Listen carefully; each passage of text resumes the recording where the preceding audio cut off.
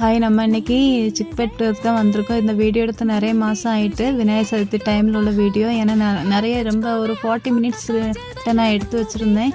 எதை போட எதை விடன்னு தெரியாமல் அப்படியே பெண்டிங்லேயே போட்டுட்டேன்.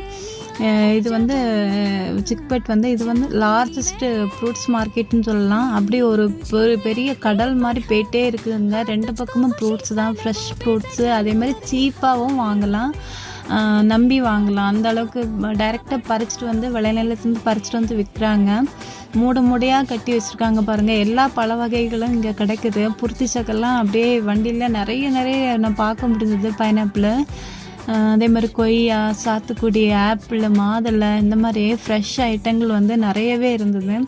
நாங்கள் வந்து இப்போ சிட்டியில் வந்து ஒரு வாட்டி நைட்டு வந்து ஒரு 11 o'clock கிட்ட நாங்கள் வந்து ஃப்ரூட்ஸ் நைட் வாக் போகும்போது வாங்கினோங்க இங்கே சிட்டியில். அப்போ வந்து அவங்க பேக்கிங் பண்ண டைமில் ஒரு பவுட்ரு மாதிரி என்னதோ பூசி எடுத்து வச்சு பேக்கிங் பண்ணாங்க. நாங்கள் அந்த டைமில் போய் வாங்கினோம்.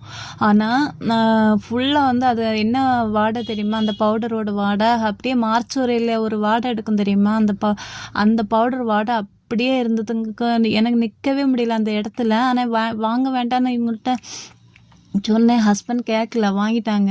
இங்கே வந்து வீட்லேயும் அதே வாடை, அந்த மார்ச்சுரி வாடை, அந்த பவுடர் வாடை ஒயிட் கலரில்.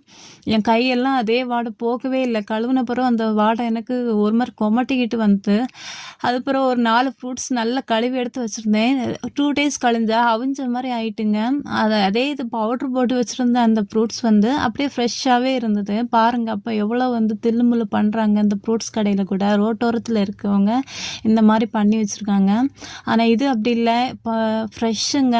ஆனால் நான் எல்லாரையும் சொல்ல மாட்டேன், ரோட்டோர கடையில் எல்லாரும் அப்படி செய்ய மாட்டாங்க. ஒரு சிலர் தான் இந்த மாதிரியெல்லாம் செய்கிறாங்க. ஆனால் இது அப்படி இல்லை, ஃப்ரெஷ்ஷு ஃப்ரூட்ஸுங்க. அப்படியே பறிச்சுட்டு வந்து அப்படியே விற்பனை பண்ணுறாங்க. அதனால் தைரியமாக வாங்கலாம் இங்கே. ஏதாவது தப்பாக பேசியிருந்தா உங்கள் வீட்டு பிள்ளைய மன்னிச்சுக்கோங்க. இந்த வீடியோ பிடிச்சிருந்தா லைக் பண்ணுங்கள். தேங்க்யூ.